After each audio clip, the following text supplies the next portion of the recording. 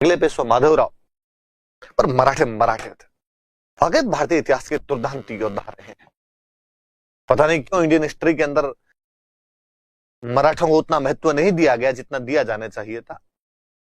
वरना औरंगजेब के बाद के काल से लेकर अंग्रेजों के भारत में स्थापित होने तक या जब तक मराठे खत्म नहीं हुए थे, ये जो 100 साल का टाइम है,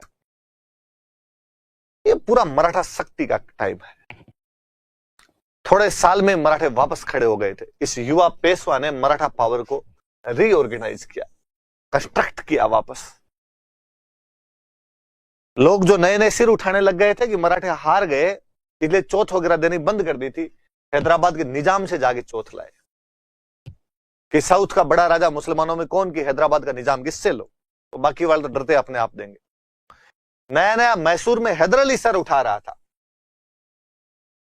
हैदर अली को जाके हरा के आए, वापस आए। गुजरात और मालवा पे जो मराठों का नियंत्रण था वो खुद समाप्त किया। और क्या वर्चस्व है एक बार वापस, कि मुगल बादशाह शाह आलम सेकंड 1764 के बक्सर का युद्ध हारने के बाद अंग्रेजों के खिलाफ अंग्रेजों की पेंशन लेके इलाहाबाद में बैठा रहता था। 1765 से 72 तक वो इलाहाबाद में बैठा था, दिल्ली जाने की हिम्मत नहीं जुटा पा रहा था। उसको मराठे जाके कहते हैं हम रक्षा करेंगे तेरी, दिल्ली चल। उसने कहा दिल्ली 2 खतरे हैं, तुम्हें रिश्तेदारी मार देंगे, एक अंग्रेज पेंशन नहीं देंगे, अंग्रेज मारेंगे। मराठे कहते दोनों से रक्षा, तेरे रिश्तेदारों को तो हमको समझते ही नहीं, और अंग्रेजों वाली पेंशन हम दे देंगे तेरे को, चल तू। चरमोत्कर्ष है ये मराठों का कि 1772 में, ऐसा इसमें लिखा हुआ नहीं, मैं बता देता हूं, पहले मेरा बताया हुआ होगा शायद। 1772 में महादजी सिंधिया जो थे वो मुगल बादशाह शाह आलम सेकंड को, शाह आलम सेकंड पढ़ाया वहां मैंने लिखवाया था शायद, शाह आलम सेकंड को दिल्ली छोड़ गए थे।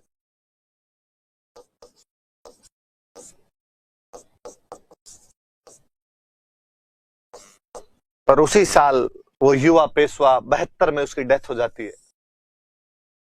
टीबी हो गई थी उसके, पेशवा की डेथ हो जाती है। इतिहासकार है ग्रांट डफ, वो कहते हैं कि मराठों को इतना नुकसान तो पानीपत के तीसरे युद्ध में भी नहीं हुआ था जितना नुकसान इस युवा पेशवा की मृत्यु से हुआ है। कि पानीपत के तीसरे युद्ध ने मराठों को खूब नुकसान पहुंचाया था, पर मराठों की वो अंदरूनी शक्ति है कि वो वापस उठ खड़े हुए। प्रत्येक परिवार का एक मराठा बच्चा युद्ध में शहीद हुआ था, लेकिन माओ ने फिर अपने लालों को अपने स्वराज की रक्षा करने के लिए भेज दिया। मराठे मावले एक बार फिर टक्कर लेने के लिए तैयार थे। उनकी दुदुम्बियां गुजरात, मालवा, हैदराबाद, मैसूर सब तरफ बोल रही थी। वो मुगल बादशाह को अपना पेंशनर बनाकर इलाहाबाद से अंग्रेजों के खिलाफ दिल्ली लेकर जा रहे थे। और वापस इस समय उस चरमोत्कर्ष के पॉइंट पर पहुंचकर एंटी क्लाइमेक्स शुरू होता है जब पेशवा की डेथ हो जाती है। एक बार फिर कुछ बिखरा हुआ सा था। पेशवा का छोटा भाई नारायण राव नया पेशवा बना, तो जो नारायण राव का चाचा था रघुनाथ राव, इसने विरोध किया। ये बालाजी बाजीराव का ही भाई है। यदि आप बाजीराव मस्तानी देखते हैं तो उसमें मस्तानी के और प्रियंका चोपड़ा दोनों के साथ में बच्चे होते हैं। प्रियंका चोपड़ा का पहला बड़ा बेटा तो मैंने जो बताया नाना साहब दिखाया हुआ है, फिर वापस दोनों साथ में बच्चे होते हैं दोनों के। जो मस्तानी के बच्चा होता है उसका नाम रखा जाता है शमशेर बहादुर। इधर जो प्रियंका चोपड़ा के सेकंड बच्चा होता है उसका नाम रखा हुआ, काशीबाई के जो सेकंड बच्चा उसका नाम, आप मूवी देखना तो वापस देखना, रघुनाथ राव है, पर उसको प्रियंका चोपड़ा राघोबाई बोलती रहती है। एक सीन भी है जिसके अंदर वो दोनों को एक साथ खिला रहा है, शमशेर बहादुर को और राघोबा को साथ में लेके खिला रहा है। अब राघोबा ने कहा कि जब पेशवा के भाई को पेशवा बना रहे हो तो मैं पुराने वाले पेशवा का भाई हूं, मुझे बनाओ। मराठों ने कहा कि नहीं बनाएंगे तेरे को, तो नारायण राव को बनाएंगे। ये जो अब वाला पेशवा इसका भाई बनेगा, पुराने वाले का अब कोई लेना देना नहीं।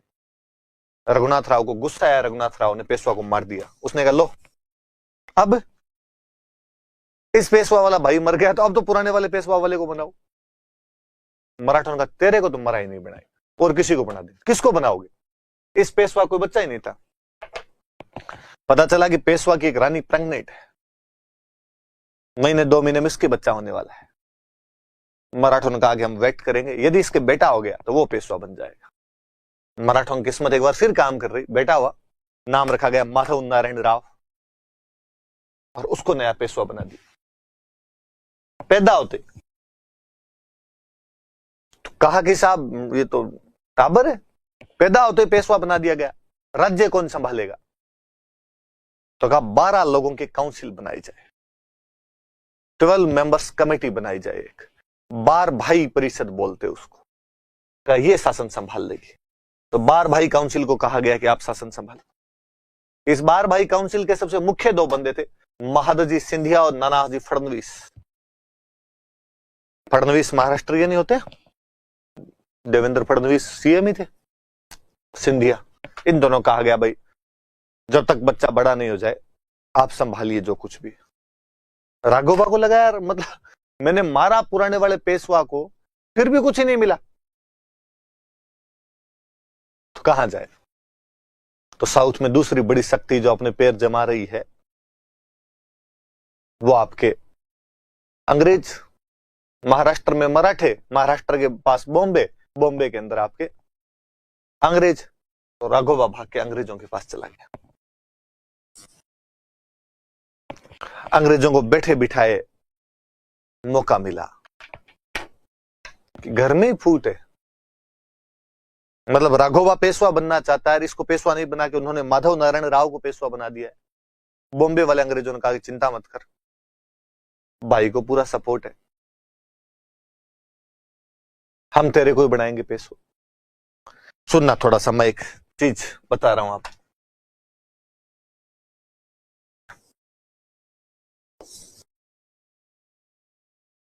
मैंने बीच में आपको बताया कि अंग्रेजों के भारत में 3 सेंटर, बंगाल, बंगाल प्रेसिडेंसियां बोलते थे, मद्रास, बॉम्बे। तीनों में मेरा बताया हुआ कि एक एक गवर्नर बैठता था। बॉम्बे में एक गवर्नर, मद्रास में एक गवर्नर, और आपके कलकत्ता में एक गवर्नर। पर 1773 में एक कानून लेके आए थे, हम आगे पढ़ेंगे इस कानून के बारे में। इस कानून को बोलते थे रेगुलेटिंग एक्ट।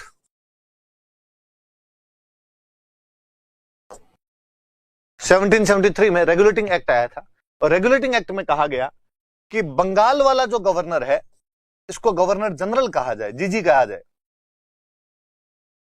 बंगाल वाला गवर्नर गवर्नर जनरल होगा और मद्रास और बॉम्बे वालों पे कंट्रोल रखेगा। मद्रास और बॉम्बे वाले क्या करेंगे क्या नहीं करेंगे ये बंगाल वाले से पूछना पड़ेगा। सारी बात तो मत पूछना, थोड़ी थोड़ी तो पूछ लेना।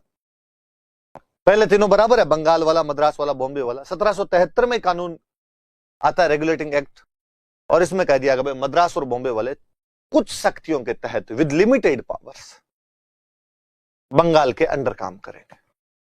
मैंने बताया राघोबा जो है वो भाग के किसके पास गया? बॉम्बे वालों के पास। राघोबा भाग के बॉम्बे वालों के पास जाता है, और राघोबा इन बॉम्बे वालों के साथ में एक संधि कर लेता है, सूरत की संधि। और उसने बॉम्बे वालों को कहा भाई मुझे बना दो, मैं आपको बहुत कुछ दूंगा, ये एरिया मैं आपको दे दूंगा, साल सेट दे दूंगा, बसीन दे दूंगा जो हमने पुर्तगालियों से छीने हुए, थाना और दे दूंगा एक नया एरिया। बंगाल वालों को लगा ठीक है एक बार ये देगा, धीरे धीरे तो अपने और ले लेंगे। फिर सबसे बड़ी बात अपना कठपुतली बनेगा भाई, पपेट रहेगा अपना, एहसानमंद रहेगा।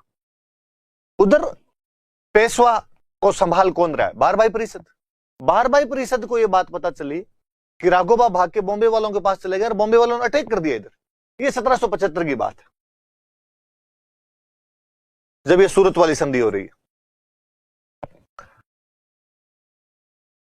मराठों को यह पता था कि इन तीनों में बॉम्बे, मद्रास, बंगाल वालों, बंगाल वाले सीनियर है। तो मराठों की तरफ से नानाजी फडणवीस गए, पेशवा की तरफ से नानाजी फडणवीस गए बंगाल वालों के पास। और बंगाल वालों को जाग कहा, भाई हमारा पेशवा माधव नारायण राव है, तुम्हारे बॉम्बे वाले मान नहीं रहे, वो राघोबा का साथ दे रहे हैं, बंगाल वालों आप उनको समझाओ, हमारे पेशवा को पेशवा रखो और आपको भी हम उचित इनाम देंगे, चिंता मत करो। और पेशवा ने या नानाजी फडणवीस ने उनकी तरफ से इनके साथ एक संधि कर ली, पुरंदर की संधि।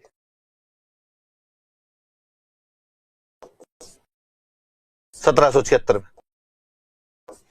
75 में वो भी उन्होंने अटैक किया तो ये भाग के उधर गए। 76 में इन्होंने पुरंदर की संधि कर ली। मतलब राघोबा पेशवा बनने के लिए कर रहा है बॉम्बे वालों से सूरत की संधि 1775, पेशवा की तरफ से नानाजी फडणवीस पुरंदर की संधि कर रहे हैं। बंगाल में गवर्नर जनरल हुआ करता था वॉरेन हेस्टिंग्स। वॉरेन हेस्टिंग्स ने बॉम्बे वालों को मैसेज किया, भाई बॉम्बे वालों हमने नई संधि कर ली और तुम इस संधि को तोड़ दो, अपने को राघोबा को पेशवा नहीं बनाना, अपने तो पेशवा बनाना माधव नारायण राव को। बॉम्बे वालों ने कहा तू कौन ये कहने वाला हमें? उसने कहा मैं बंगाल का गवर्नर जनरल। तो 1773 का रेगुलेटिंग एक्ट कहता है कि मद्रास और बॉम्बे वालों को थोड़ी थोड़ी बातें मेरे से पूछ के करनी पड़ेगी। बॉम्बे वालों ने कहा ये बात उनमें आती नहीं, ये उन थोड़ी थोड़ी के अंदर नहीं आती। उसने कहा मैं गवर्नर जनरल हूं, तुम तो खाली गवर्नर हो। बॉम्बे वाले हंसे और उन्होंने कहा अच्छा काल मरी आज भूतनी होगी, तू बताएगा हमें क्या करना है क्या नहीं करना। और हम पुरंदर की संधि को नहीं मानते, हमारी तो सूरत वाली संधि है, हम तो राघोबा को बनाएंगे। तो कुल मिला के सूरत वाली पुरंदर वाली संधि तो लागू ही नहीं हुई, सूरत वाली संधि लागू हुई। तो अब बॉम्बे वाले और मराठे आपस में लड़ रहे हैं। बंगाल वाले चुप हो गए, उन्होंने कहा नहीं मान रहे, अब तो तुम जानो तुम्हारा काम जाने। तो मराठों ने कहा तो लड़ाई बचा लड़ा जाए। मराठे लड़े और मराठों ने एक युद्ध में बहुत ढंग से बॉम्बे वालों को हराया। बड़गांव का युद्ध हुआ और उस बड़गांव वाले युद्ध के अंदर बहुत ढंग से हरा दिया बॉम्बे वालों। मराठों का रुको, तो फिर जब लड़ाई करनी है तो फिर ढंग से करते हैं। तो अब बॉम्बे वालों ने सरेंडर किया, काली गाय है, धूड़ खाई आइंदा से नहीं खाए, संधि कर लो भाई साहब, हमने तुम्हारे जिन जिन इलाकों पे कब्जा किया हम वापस दे देंगे, हमारे 2 अंग्रेजों को तुम गिरफ्तार और कर लो, तुम इस पेशवा को भी गिरफ्तार कर लो। लाए लगे इस पेशवा के, इसके चक्कर में हमारे बड़गांव में हारे तो वहां पर संधि की गई, बड़गांव की संधि।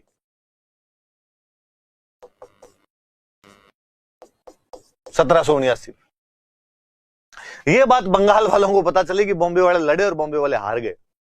बंगाल वालों ने कहा कि घर की लड़ाई अलग है, घर में लड़े तो 5 पांडव अलग और 100 कौरव अलग, पर किसी तीसरे के सामने यूं बेइज्जती होती हो तो हम 105 हैं। और बंगाल वालों ने कहा कि कोई नहीं बॉम्बे वालों, तुमने तो हमारी नहीं मानी थी और फालतू में मराठों से पंगा ले लिया था, पर अब कोई नहीं, अब लड़ाई बंद मत कर देना। बॉम्बे वालों ने कहा बंद मत करो, ये मारेंगे मराठे, हालत खराब है। बंगाल वालों ने कहा हम आ रहे हैं। तो युद्ध वापस चालू ही रखा, युद्ध बंद नहीं किया। फाइनली एक स्टेज ऐसी आ गई कि ना मराठे हार रहे हैं ना अंग्रेज जीत रहे हैं, विन विन कंडीशन चले, कभी इस युद्ध के अंदर अंग्रेज जीत जाए, कभी उसके अंदर मराठे जीत जाए। फिर कितना लंबा युद्ध खींचोगे? कब 1775 में सूरत की संधि से शुरू किया था, 7 साल होने को आए थे। फिर कहा अब जैसे तैसे करके दोनों की कुछ कुछ बातें मान लो और खत्म करो युद्ध। एक और संधि की गई, सालबाई की संधि, ट्रीटी ऑफ सालबाई 1782। और इसमें संधि करके युद्ध कर दिया बंद, और युद्ध बंद करके कहा कि पेशवा तो माधव नारायण राव को ही रखना पड़ेगा। ठीक है साहब, इसको रख लो। इसका मतलब मराठों की मान ली गई। राघोबा, तो अंग्रेजों ने कहा राघोबा को पेंशन देनी पड़ेगी, भाई ये हमारी तरफ से लड़ा है यार। तो कहा ठीक है राघोबा को पेंशन दे देंगे। अंग्रेजों ने कहा हमें भी तो थोड़ा बहुत तो कुछ दो। अंग्रेजों को 2 जगह दे दी, सालसेट और एलिफेंटा का, ये 2 जगह तुम रख लो, तुम लड़े तो तुम रख लो। तो कुल मिला के सबको राजी कर दिया। माधव नारायण राव को कह दिया तू पेशवा है, राघोबा कह दिया कि भाई पेशवा तो बना नहीं सकते, पर यूं छोड़ते तो ये तेरे को बाकी मराठे मार देते, मारेंगे भी नहीं, उल्टा तेरे को पेंशन और देंगे, तेरी सम्मानजनक जिंदगी तो जी कम से कम। अंग्रेजों को कहा कि तुम सालसेट और एलिफेंटा रख लो। तो पहले अंग्रेज मराठा युद्ध 1775 से शुरू होकर 1782 तक चलता है। 4 संधियां याद रखनी है, सूरत की संधि, पुरंदर की संधि, बड़गांव की संधि और सालबाई की संधि। सूरत की संधि बॉम्बे और राघोबा करते हैं, पुरंदर की संधि बंगाल और पेशवा करता है, बड़गांव की संधि में अंग्रेज हारने के बाद ये संधि करते हैं, इसलिए अंग्रेजों के लिए बहुत सेमफुल ट्रीटी है, और सालबाई की संधि द्वारा युद्ध खत्म होता है। पढ़ लेते हैं, आपने लिखी हुई और पर आप सीधा सीधा सा याद भी रखें। ट्रीटी ऑफ सूरत राघोबा और बॉम्बे प्रेसिडेंसी के बीच में।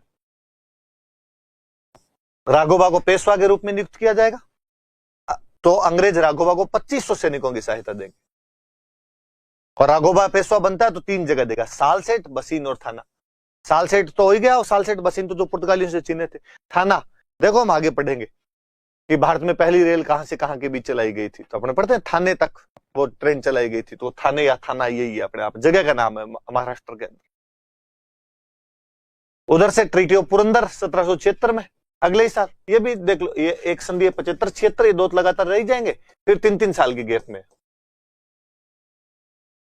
75 से युद्ध शुरू हो रहा है, 82 पे खत्म हो रहा है अपना। ये पेशवा और बॉम्बे प्रेसिडेंसी के बीच, पेशवा की तरफ से नानाजी फडणवीस गए, लेकिन बॉम्बे प्रेसिडेंसी ने संधि को स्वीकार नहीं किया। बड़गांव के युद्ध में मराठों ने अंग्रेजों को हरा दिया, ये मैंने बात बताई दी आप। अच्छा, इसमें लिखा हुआ नहीं, ये भी याद, बड़गांव के युद्ध में अंग्रेजों को हराया, तो इसके बाद में बड़गांव की संधि भी, ये लिखी हुई नहीं इसमें बात। बड़गांव की संधि भी 1779, याद रखना, ये संधि अंग्रेजों के लिए अपमानजनक संधि थी।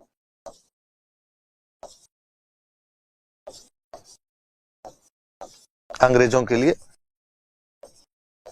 सेमफुल ट्रीटी थी, अपमानजनक संधि थी। हारना ये बात करनी पड़े तो अपमानजनक ही होगी।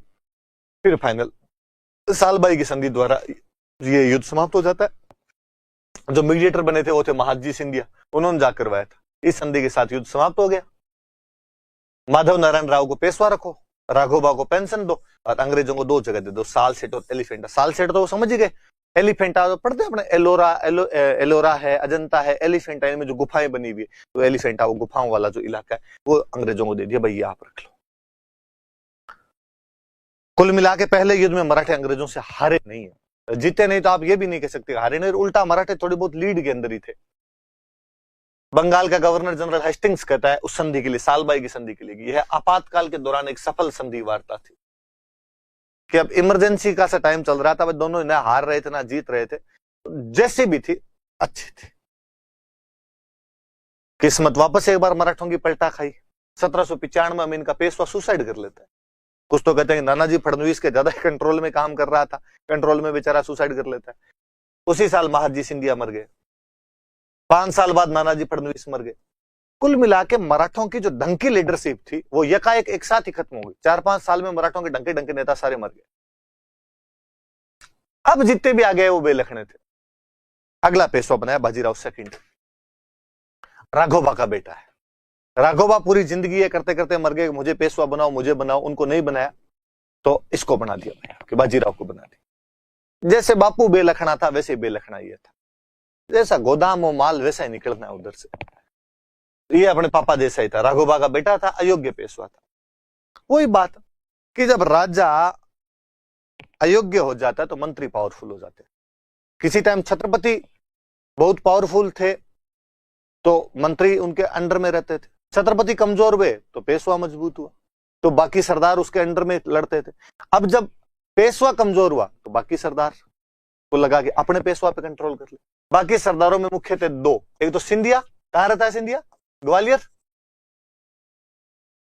एक होलकर, होलकर कहां रहता है? इंदौर। होलकर का नाम है जसवंत राव, ये तो इनकी जातियां थी। और सिंधिया जो इस टाइम बना हुआ है वो है दौलत राव। इन दोनों के नाम आपने अपनी राजस्थान जीके में भी पढ़े होंगे। दौलत राव सिंधिया अपने 1800 में मालपुरा के युद्ध में जयपुर के प्रताप सिंह को हराता है। जसवंत राव होलकर, अभी हम पढ़ेंगे जसवंत राव होलकर आपने राजस्थान में कहां पढ़ा था अभी मैं और बताऊंगा आपको। सिंधिया और होलकर पूना में अपना प्रभाव जमाना चाहते हैं। पूना में क्यों? क्योंकि पेशवा कहां रहता है? पूना में। और भाई साहब सिंधिया ने पेशवा के साथ दोस्ती कर ली और सिंधिया ने पेशवा कान भरे की। होलकर है ना ये बहुत गंदा आदमी। होलकर का भाई था बिट्ठू जी। एक दिन दोनों पड़े, सिंधिया और पेशवा पड़े और बिट्ठू जी को मार दिया। होलकर को जब पता चला कि मेरे भाई बिट्ठू जी को मार दिया, होलकर ने कहा तामाजी सटक ली, ये नहीं कर सकते आप। होलकर पुना पे अटैक कर देता है। बाजीराव को तो पता चला कि होलकर आ रहा है, तो बाजीराव तो भाग गया पुना छोड़ के। और पुना गया, पुना में जाके उसने कहा अब बाजीराव को तो मैं पेशवा मानता ही नहीं हूं, मैं एक नया पेशवा बनाता हूं, विनायक राव। और कहा आज के बाद हमारा पेशवा विनायक राव है। बाजीराव भाग के कहां जाए? सिंधिया तो अपने ग्वालियर चला गया चुपचाप। बाजीराव का तो पुणे ही घर, पुणे से भाग के जाएगा कहां? बाजीराव को एक रास्ता पता था जिसपे कभी पापा चले थे। पापा ने कहा था जब भी कोई संकट आए तो बॉम्बे की तरफ जाना है अपने। पापा बॉम्बे की तरफ गए थे अंग्रेजों के पास, बाजीराव भाग के अंग्रेजों के पास चला गया। अंग्रेज तैयार ही बैठे थे और अंग्रेजों का पूरी सहायता देंगे इस बार, चिंता मत कर तू। तेरे पापा को तो पेशवा नहीं बना पाए थे, तेरे को पेशवा रखेंगे और सारी सहायता मिलेगी। और अंग्रेजों ने इसके साथ एक संधि कर ली, बसीन की संधि। ये याद रखना, 1802 में ये बसीन की संधि हुई थी। ये कोई पूछ लेगा आपसे किस किस के बीच में, तो अंग्रेजों के पेशवा के बीच में। पेशवा कौन है? तो पेशवा बाजीराव सेकंड है। पर अंग्रेजों ने कहा कि आज के बाद तेरी सुरक्षा की पूरी जिम्मेदारी हमारी, और जब हम तेरी सुरक्षा कर रहे हैं तो आज के बाद तू किसी से भी बातचीत करेगा तो तू नहीं करेगा, तेरी तरफ से हम करेंगे। मतलब एक्सटर्नल अफेयर्स, सुरक्षा और विदेशी मामले हमें दे। घर में तेरे को बिठाए रखने की जिम्मेदारी हमारी है, पर बाहर के सारे मामले हम टैकल करेंगे। ठीक भाई, कैसे टैकल करोगे? मेरे पे किसी ने आक्रमण कर दिया तो काम सेना रखेंगे पुणे में, ना चिंता कर। अच्छा, किसी दूसरे से बात करने कोई आ गया बात करने के लिए, तुम तो बॉम्बे रहते हो, मैं कैसे कहूंगा कि बात करने आ गया, फिर तो मुझे ही करनी पड़ेगी। ना ना ना ना, हमारा एक बंदे का रेजिडेंस वहीं पुणे में होगा, और जो पुणे में रेजिडेंस होगा उसको हम कहेंगे रेजिडेंट। वो तेरा ध्यान रखेगा, वो बातचीत करेगा, सेना तेरी सुरक्षा कर देगी, रेजिडेंट विदेशी मामले देख लेगा तुम्हारे। और हम जब तेरी सुरक्षा कर रहे हैं तो हम पैसे लेंगे, 26 लाख रुपए। रुपए तो है नहीं, इतना इतना एरिया दे दे, इस एरिया से जितनी भी रकम आती है वो हम रखेंगे। ये सूरत वाला बंदरगाह भी हमें दे, आज के बाद यहां पे कोई टैक्स वैक्स नहीं लेने देंगे हम तेरे को। ये पूरा बंदरगाह हमारा ही है, हम जो चाहे कंस्ट्रक्शन करवाएंगे यहां पे। ठीक है, ये रख लो, सब कुछ दे दिए गए। रेजिडेंट बिठा दिया, अंग्रेज आए, विनायक राव को हटाया, बाजीराव को वापस बिठाया, रेजिडेंट बिठा गए, सेना छोड़ गए, एरिया ले लिया, सूरत ले लिया। अब जो सिंधिया, होलकर, भोंसले ये थे बाकी वाले, गायकवाड़ इनमें सीधा था, वो लड़ाई वड़ाई नहीं करता था बेचारा। थोड़े दिनों में बात ठंडी मीठी हुई, लगा यार कोई बात नहीं, घर में लड़ाई होगी, वापस समझौता करते हैं। पेशवा से मिलने आए, पर बाहर तो रेजिडेंट बैठा है। पेशवा से कौन बात करेगा कौन नहीं करेगा, तो रेजिडेंट तय करेगा। तुझे बचा कौन हो? अरे कहा यार हम विदेशी नहीं है, घर के ही है। तो भी पेशवा से मिलने आए तो मेरे को बताना पड़ेगा कौन हो कौन नहीं हो। इतनी देर मिल रहे हो तो 1 घंटे मिलोगे, बाहर आ जाना बाद में, क्या बातचीत करोगे वो और बतानी। उन तीनों ने जाकर ये क्या जम पाड़ लिया बाहर, कि लिख रहा है 1:11 पर आए हो, कितने बजे वापस जाओगे? और पेशवा रोया। पेशवा का मैंने दूध खा ली, अंग्रेजों के पास चला गया आपसी लड़ाई के चक्कर में, और ये तो इसको बिठा गए, ये तो मुझे और तंग करता है। मैं तो ये बताने जोगा भी नहीं रहा कि शाम को कौन सी सब्जी खाऊंगा, ये तय करता है मेरे तो, क्या खाना है, क्या पीना है, किससे मिलना है, कहां जाना है। तो अब क्या करें? पेशवा ने कहा मैंने तो ये गलती कर दी, आप ये गलती सुधार दो। तो कैसे सुधारे? तो आप अंग्रेजों से लड़ाई करो, और लड़ाई करके अंग्रेजों को हरा दो, फिर अपने इसको भी भगा देंगे। तो कहा आपका यार, मैं तो अब संधि करके आया हूं उनसे, मैं तो उनके खिलाफ कैसे लड़ दूं? बाकी चिंता मत करना, मन और धन से मैं आपके साथ हूं, तन से तो अब कैसे आ सकता हूं संधि। मराठों ने कहा ठीक है, और मराठों ने अंग्रेजों के खिलाफ झंडा उठा लिया। दूसरा अंग्रेज मराठा युद्ध 1803 में शुरू हो जाता है। पर अब लफड़ा, मराठों के आपस में नहीं बने, सिंधिया और होलकर एक दूसरे को आंखों नहीं छुआए। पर मराठा साम्राज्य की रक्षा करनी है, अंग्रेजों का जो इंटरफेयर बढ़ रहा है उसको दूर करना है, तो करना तो पड़ेगा ही।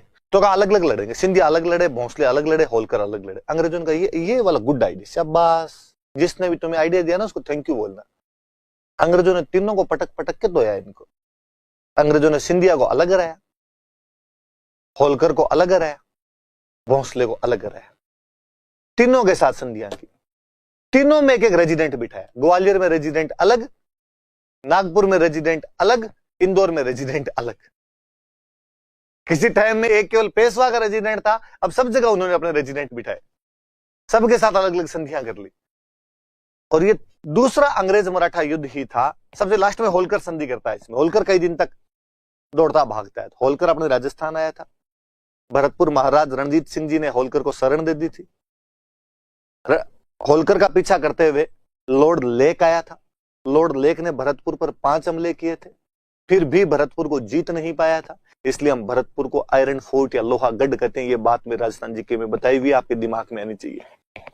पूरा एग्जैक्टली यही लाइन लिखाई हुई है दूसरे अंग्रेज मराठा युद्ध के दौरान। आज वो मैं दूसरा अंग्रेज मराठा युद्ध पढ़ा रहा हूं आपको, कि अंग्रेजों ने इन सबको अलग अलग युद्धों में हरा दिया और अलग अलग युद्धों में हरा के इनके साथ में संधियां की। संधियां याद रखनी है। सिंधिया के साथ में की थी सुरजी अर्जुन गांव की संधि, ये पूरी नहीं लिखी हुई, ये पूरा लिखना। सुरजी अर्जुन गांव की संधि, इसका नाम सुरजी की संधि नहीं है, सुरजी अर्जुन गांव की संधि इस गांव का नाम था भाई, तो जहां पर ये संधि की थी। ये तो कर ली सिंधिया के साथ। भोंसले के साथ की देवगांव की संधि और होलकर के साथ में की थी राजपुर घाट की संधि। सबसे लास्ट वाली होलकर के साथ में हुई थी, तो याद रख लेना। सिंधिया के साथ कौन सी संधि है? सुरजी अर्जुन गांव। भोंसले के साथ कौन सी है? देवगांव। होलकर के साथ कौन सी है? राजपुर घाट। इससे पहले पेशवा के साथ कौन सी की? तो पेशवा के साथ उन्होंने की थी आपके बेसिन की संधि या बसीन की संधि। तो सेकंड एंग्लो मराठा में भी कम से कम ये 4 संधियां। पहले वाले की 4, सूरत, पुरंदर, बड़गांव, सालबाई। इसमें बसीन, सुरजी अर्जुन गांव, देवगांव और राजपुर घाट। सब जगह उन लोगों ने अपना एक एक रेजिडेंट बिठा लिया इन सबके साथ में। कई दिन तक तो मामला इनके शांति से चलता रहा। अब पहले मराठे लूटपाट करते थे इधर उधर। अब जब अंग्रेजों ने हरा दिया तो अंग्रेजों ने कहा अभी लूटपाट वगैरह बंद करो, तुम्हारी संधियों में। मराठों के साथ लूटपाट करने वाली एक जाति और थी, इसका नाम था पिंडारी। वो पिंडारी पहले मराठों के साथ लड़ने के लिए जाया करते थे। मराठे लूटते, उस लूट में से धन उनको भी मिल जाता। अब जब मराठों ने अपनी लूटपाट बंद की तो पिंडारियों ने मराठों को कहा कि साहब हम क्या करें? तो मराठों ने कहा देखो हम तो कर नहीं सकते, तो हमारा रोजी रोटी का जुगाड़ कैसे होगा? पिंडारियों ने कहा। तो मराठों ने कहा स्टार्टअप शुरू कर लो अपने लेवल पे, आत्मनिर्भर भारत है अब। तो भाई पिंडारियों ने अपने लेवल पे लूटपाट करनी शुरू कर दी। अब पिंडारी कहां लूटे? अंग्रेजों ने खूब सारा कब्जा हथिया लिया। इतने दिन तक तो अलग अलग राजाओं का क्षेत्र होता था, उन राजाओं के क्षेत्र में जाके पिंडारी लूट लेते। अब उनमें से कई राजाओं के साथ अंग्रेजों ने संधियां करके वहां पर अपना कब्जा कर लिया था। तो अब अंग्रेजों के क्षेत्रों में लूटपाट करनी शुरू की। अंग्रेजों के क्षेत्रों में लूटपाट करने शुरू की तो लॉर्ड हेस्टिंग्स गवर्नर जनरल आया हुआ था उस टाइम। वो पहले वाला वॉरेन हेस्टिंग्स से याद रखना, अब लॉर्ड हेस्टिंग्स। आगे हम गवर्नर जनरल अलग से पढ़ेंगे पूरी। और उसने इन पिंडारियों का, पिंडारियों मान जाओ, मैं जूते मारूंगा तुम्हारे, और ये यहां पे पंगे लेने की आवश्यकता नहीं है। पिंडारी किसके मान जाए? तो अंग्रेज पड़े भाई पिंडारियों को घेर के मारना शुरू किया। तो पिंडारी भाग के वापस मराठों के पास आई, साहेब कभी आपका साथ दिया था, आपका नमक खाया था, सहायता करो हमारी। और मराठों को वापस लगा कि पिंडारी हमारी प्रजा है, इनको ऐसे कैसे कर सकते हैं। मराठों ने अंग्रेजों का भाई तुम पिंडारियों को ऐसे नहीं मार सकते, और ये पिंडारियों को मारने के लिए तुम हमारे क्षेत्र में क्यों घुस रहे हो? अंग्रेजों ने कहा चुपचाप पड़े रहो, और ज्यादा कोई छठ की चौदस करनी है ना तो पिंडारियों की तरफ से तुम और आके देख लो। मराठों को लगा यार लड़ना जरूरी है, तो मराठे और युद्ध के अंदर कूद पड़े। तो तीसरा अंग्रेज मराठा युद्ध जो है वो पिंडारियों की समस्या के कारण शुरू होता है। इस बार अंग्रेजों ने मराठों को ढंग से धो के रख दिया। मराठों को बुरी तरीके से हराया इस युद्ध में। 1718 में युद्ध हुआ है, 3 युद्ध है। पर अंग्रेजों ने कहा मराठे बार बार क्यों आ जाते हैं लड़ने के लिए, क्या चक्कर है? तो कहा कि साहब इनके ना वो संघ बना हुआ है, और संघ में, संगठन में शक्ति है, तो ये बार बार आ जाते हैं। उन्होंने कहा संघ को भंग करो इनके। आज के बाद ये कोई संघ वंग नहीं है। कौन है तुम्हारा चीफ? तो कहा साहब ये पेशवा है। तो कहा आज के बाद पेशवा का तो पद ही खत्म है, कोई पेशवा बनेगा ही नहीं। तो कहा साहब ये बाजीराव कहां जाएगा? इस बाजीराव को पूना तो रहने ही मत दो, पूना रहेगा तो फिर मराठों की भावना जग जाएगी, और मराठे कल को कहेंगे कि भाई हमारा पेशवा इसके पक्ष में आ जाएंगे। तो कहा इसको भेजो कानपुर। कहां पूना पड़ा है ठेठ, इधर कानपुर लाके पटका उसको। कानपुर के पास में गांव दिया उसको बिठूर, यहां बैठा है, और सुबह सुबह उठ के दूर दूर तक यूं तेरी जमीन है ये, और फीलिंग ले लिया कर जहां तक नजरें जाती है वह देश अपना है, और हम तेरे को पेंशन दे देंगे, पर तू पेशवा नहीं है, याद रखना, तू बाजीराव सेकंड ही, अब कोई पोस्ट नहीं तेरे पास। अंग्रेजों ने पेंशन देने शुरू कर दी। मराठे नाराज, मराठों का ये क्या तरीका है, हमारे पेशवा कैसे हटा सकते हो, जनता नाराज। अंग्रेजों का रुको रुको इधर आओ, किसका था ये साम्राज्य स्थापित, किसने किया था? ये जो स्वराज है तुम्हारा, ये किसका था? और का महाराज छत्रपति शिवाजी का, शिवाजी राजे भोंसले, उनका था ये। अच्छा, उनके बाद तो महाराज छत्रपति संभाजी, उसके बाद तो महाराज छत्रपति राजाराम, उसके बाद तो महाराज छत्रपति शिवाजी सेकंड छोटे थे तो ताराबाई ने चलाया, उसके बाद महाराज छत्रपति साहू, उसके बाद नाम याद करना पड़ा, महाराज छत्रपति राजाराम सेकंड, उसके बाद फिर तो पेशवा आ गए। अच्छा, मतलब तुम्हारे छत्रपतियों को हटा दिया, जिन छत्रपतियों ने स्वराज की स्थापना की, तुम्हें सर ऊंचा करके लड़ना सिखाया, उनका राज्य तुम्हारे पेशवा खा गए। हमने तो अच्छा काम किया इन पेशवाओं को हटाया, और हम तो चाहते हैं कि राज्य वापस छत्रपतियों के पास में आए। है कोई छत्रपति के परिवार का जिंदा व्यक्ति?